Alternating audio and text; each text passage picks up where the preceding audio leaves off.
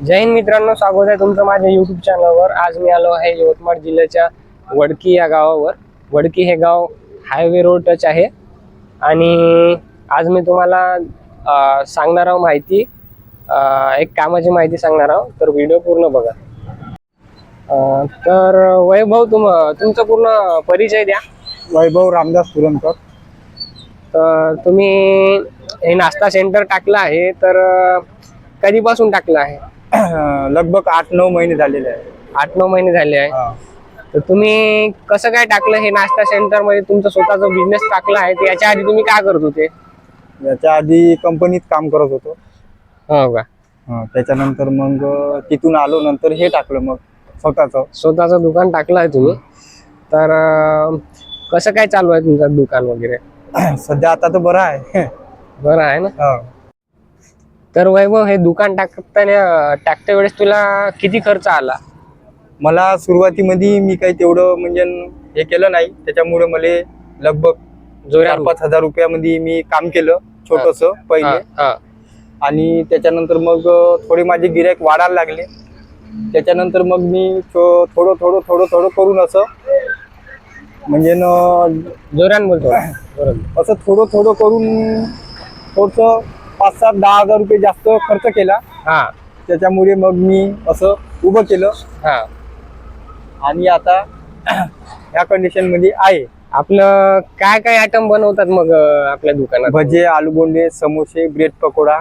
अच्छा, 3-4 प्रकारचे आयटम्स तुम्ही बनवता? 3-4 प्रकारचे आयटम बनवता। आणि दुसऱ्याची नोकरी न करता तुम्ही स्वतःच दुकान टाकलं आहे? हो। या आधी तुम्ही या आधी ते काय लय दूर जावं लागत होतं, ते आपल्याला इंटरेस्ट नाही राहिला होता त्याच्यामध्ये। स्वतःच काहीतरी पेमेंट बिन कमी होतं, त्याच्यामुळे मग आता स्वतःच टाकलं आहे। आज तुम्ही चांगले कमावून राहिले या धंद्यावरून। हो। तर तुम्ही काही अडचणी आल्या का तुम्हाला दुकान वगैरे टाकताना? दुकान वगैरे टाकताना अडचणी तर काही आल्या नाही तसाच। आपला एक जवळचा मित्र होता, त्यांनी मला थोडी साथ दिली आणि त्यांना जागा वगैरे दिली मला। त्यानुसार मग मी स्वतःच उभं केलं। त्याच्यानंतर मी मग हे लागून आहे ते शेड घेतलं। जमता मग नाही का हे दुकान तुमचं आहे? हो, हे पण माझं आहे। त्याच्यामुळे मग जमता जमायला लागलं, मग ते शेड घेतलं आणि मग आता थोडं चांगलं। म्हणजे तुम्ही प्रयत्न केला आणि तुमच्या प्रयत्नाला यश मिळालं? मी प्रयत्न केला, माझ्या प्रयत्नाला यश मिळालं। अच्छा, बघा मित्रांनो, हे दुकान जे टाकलं आहे वैभवने, कॉर्नरवर आहे आणि इकडे चांगली भीड वगैरे लागली राहते। आता दुपारचा वेळ आहे, त्याच्यामुळे थोडं दुपारी कमी आहे, पण मी नेहमी पाहतो तो यांच्या दुकानावर गर्दी राहते आणि यांचा चांगला बिझनेस चालू आहे।